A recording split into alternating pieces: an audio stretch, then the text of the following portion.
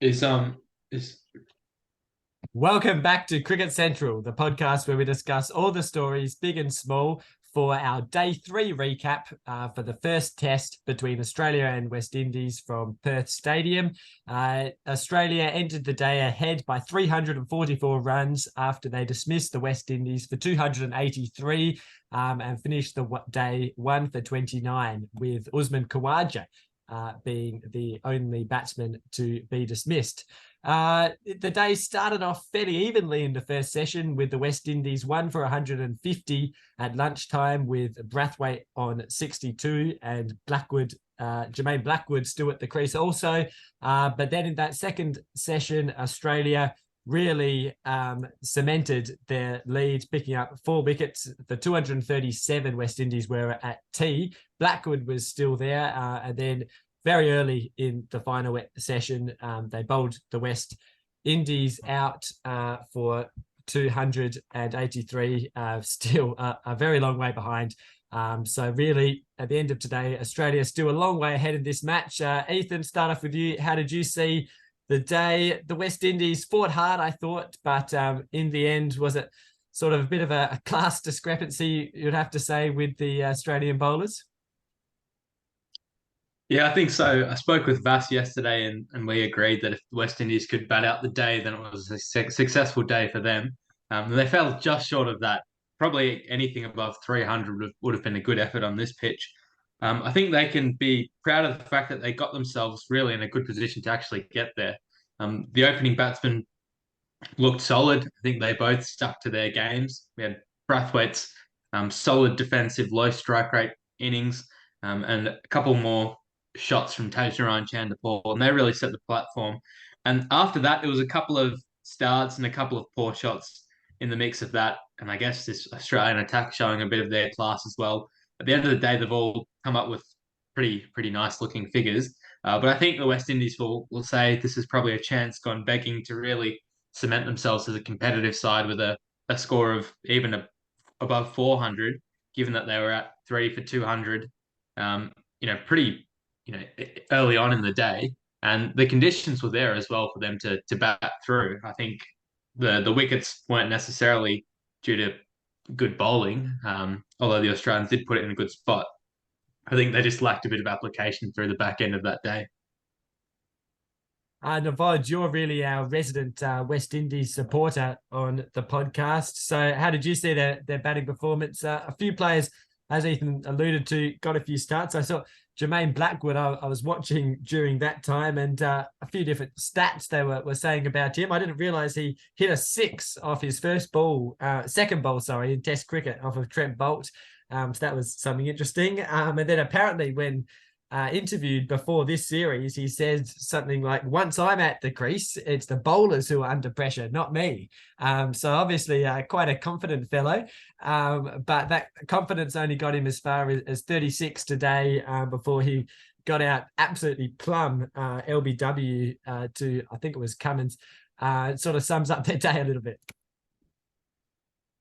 And his LBW Stark, so it's correct Stark, you there. yeah, But no, right. it was Stark. But it was I thought the opening batsmen, as Ethan said, were fantastic. I mean, Brathwaite has always been one of those players that has been quite solid, and he's had quite a good year this year. I think average is 77, albeit most of that was playing in the West Indies. But I thought he played quite well, and Tajnarine also played really well. I thought, almost mirroring his father all those years back, with some like fantastic shots. Those drives that he was playing yesterday and today were amazing, and I really loved how he played. Unfortunately, I think those two were probably the only ones where I thought that it was really the good bowling that got them out. I think the rest was obviously misjudgments and bad shots. But I thought Jermaine Blackwood, sorry, not Jermaine Blackwood. Got his name, Brathwaite. Sorry, Craig Brathwaite.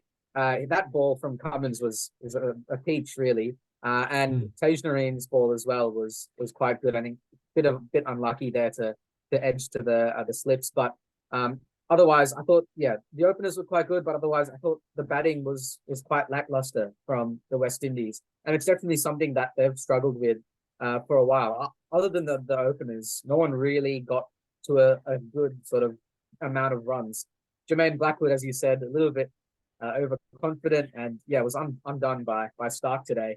And yeah, the rest, Kyle Mayers, I was hoping would do quite well. One of my predictions before this series was that he would actually get some good runs, but today 1 off 8, bowled by Stark, so not too great there. Jason Holder with 27 again. It's not the Jason Holder we used to see. So I'm kind of disappointed there. I really hope he gets runs, but it's been a difficult batting innings, and someone like Joshua De Silva, who I actually think is quite a talented keeper batsman. Only is a naught off 3 balls, so quite a disappointing batting performance, I think. But definitely some good bowling. I think it's pretty much the standard that we've seen from Australia with their bowling. That was all on display today. I didn't see any major errors or anything that was out of bounds. So yeah, I think just more working on the batting is what the West Indies really need to do. Other than the openers, I think the openers were quite good. Other than the openers, the batting just really needs to be improved. Yeah, I was a bit disappointed in Nkrumah. Bonner went off retired hurt after getting hit on the head by a very dangerous Cam Green bouncer, because he was looking solid and looking like he was there for a fight, but ended up being retired hurt on 16. But yeah, as you say, other than that, there were quite a few soft dismissals when you go through them. Jason Holder's to leg slip off Nathan Lyon wasn't great. A couple of other, Kyle Mayers was very late on a ball, I think. But I mean, credit to them. They did, as you say, show a bit of fight, didn't they? It wasn't absolutely horrendous performance by any means. But Ethan, from Australia's perspective of the bowling, I'm not sure what you said last night, but I know there was a bit of talk that they didn't quite get it right in that final session.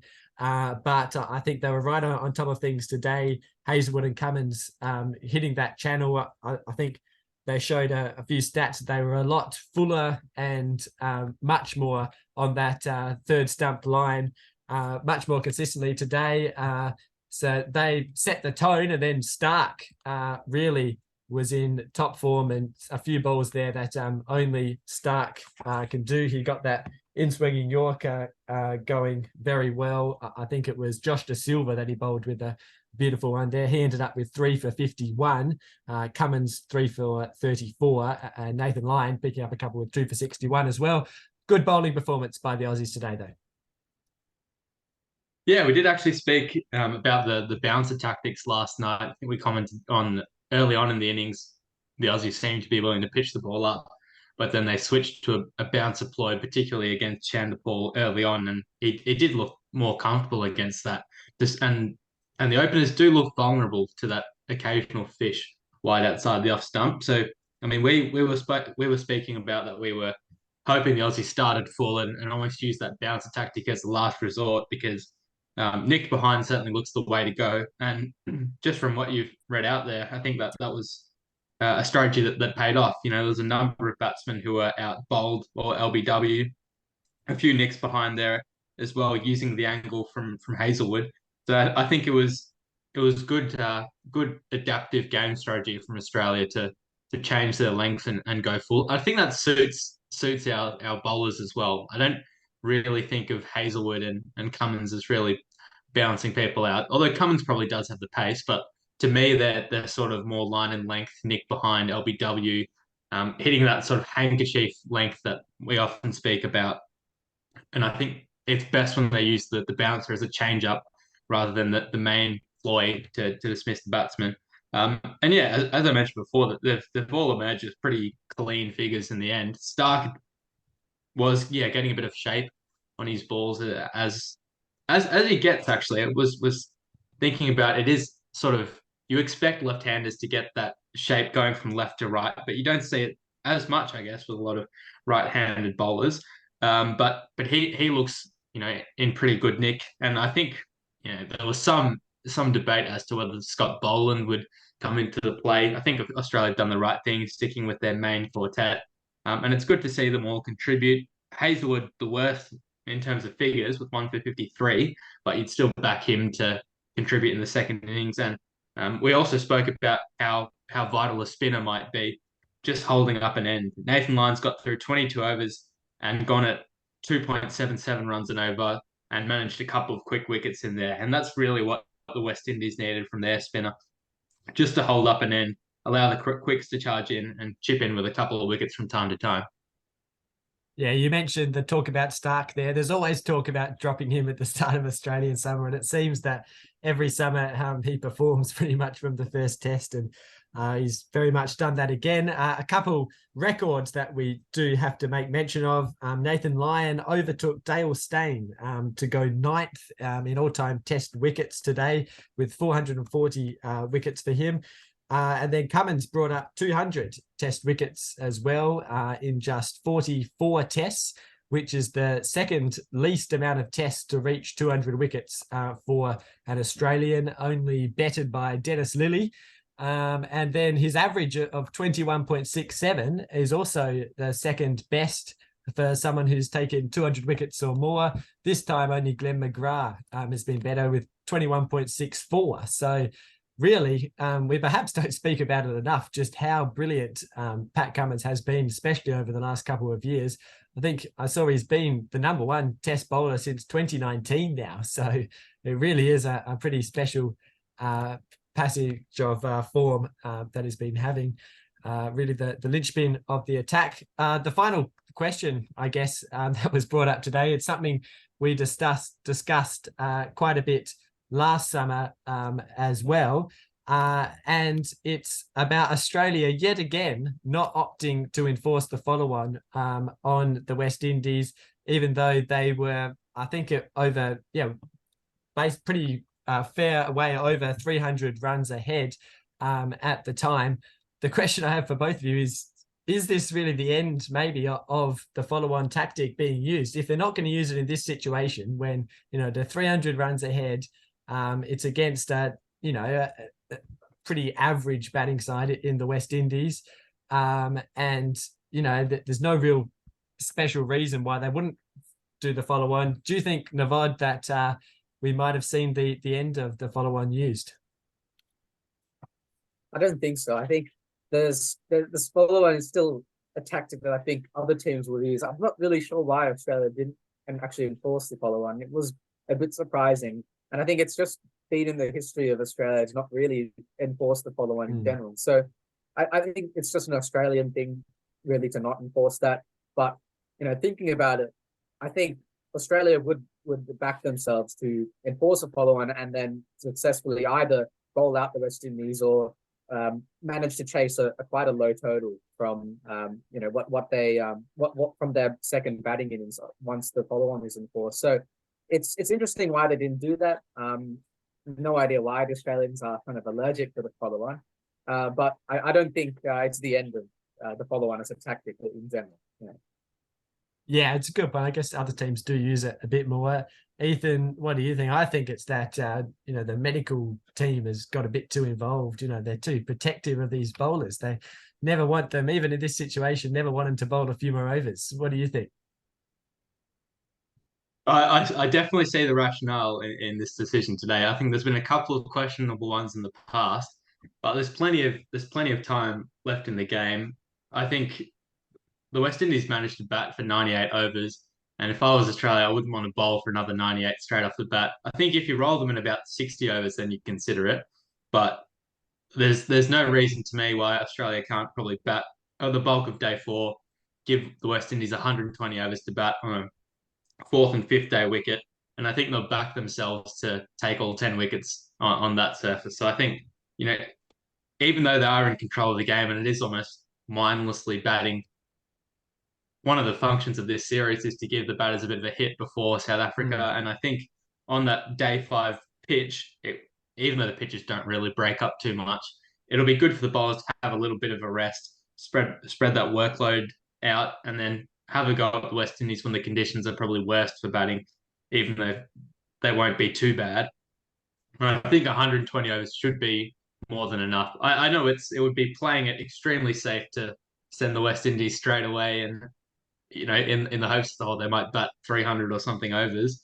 But I think in the past the main issue is we haven't enforced the follow on, but then we haven't been able to take the wickets in the 120 overs. We've lacked that day 5 potency. So it might be less so an issue with our follow-on use and more so an issue with our day 5 bowling and our pitch is deteriorating. But yeah, I think certainly there is a place for it, but it should be used, conservatively. When you're in such control of the game with no time pressure, then I think it makes sense just to play it safe and give the bowlers a bit of a rest. Yeah, well, and David Warner on 18 overnight, if he gets hits a score and gets back in form, well, then that would definitely be an upside of batting again, you would have to say. So I guess following on from that, how long do we expect Australia to bat tomorrow? I'm sure it's not anything. It's not going to be anything about a total, because I think we've got beyond a good enough total at the moment. But how long do you think, Navad? It's a tough question. I think Australia will try to get probably, I don't know, they're leading by 344 at the moment. Maybe a 400, 450 lead. That's my guess, because looking at how the West Indies batted, they just barely made, they're just under, 300s. They were 283. So I think a good 400, maybe 450 lead would be doable, I think.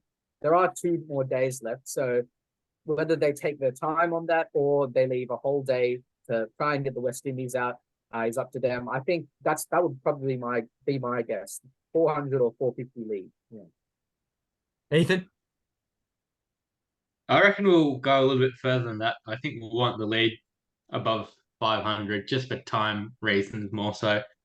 So I'd expect a declaration probably late in the second session, if not at tea. Yeah, okay. I don't know. I think this is just needlessly extending the pain for the West Indies here. I just would rather get the test over and done with, to be honest. But yeah, they shouldn't we'll have come to Australia if they didn't want the pain. I mean, this it wasn't exactly against the forecast, this result.